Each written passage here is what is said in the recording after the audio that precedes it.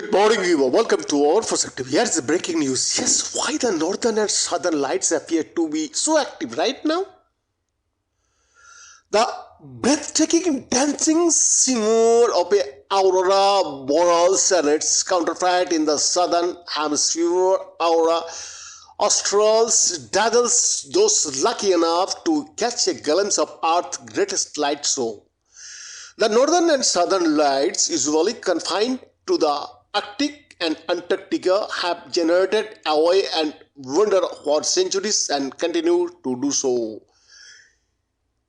In recent days, photographers and night sky watchers have been capturing the colorful display further south or north. If you are in the southern hemisphere, then usual places like the state of Colorado, the southeast of England and New South Wales, pilots have circled their planes mid-flight to give their passengers a closer look at the phenomenon.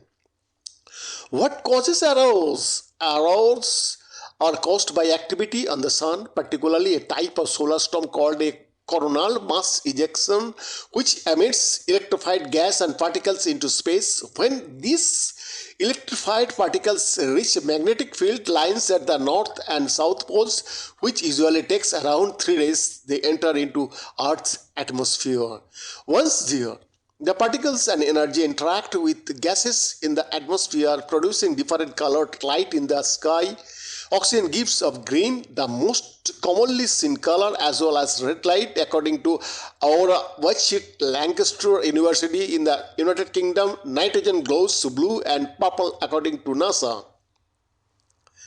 Clear weather can also help make the auroras more visible. Researchers at NASA's Solar Dynamics Observatory said they detected 2 M-class solar flares on Friday and Saturday that led to coronal mass ejections, triggering the recent bout of elevated geomagnetic activity and producing the captivating auroras. The smallest solar flares are designed A-class, followed by B, C, M, and X, the largest according to NASA. CMEs can also sometimes disrupt satellite operations and communication on Earth. On Tuesday, another solar flare erupted on a set below X class according to EarthSky, although there was no accompanying CME. The latest uptick and geomagnetic activity has been driven by a large and magnetically complex sunspot region known as AR3234, according to the UK's Met Office.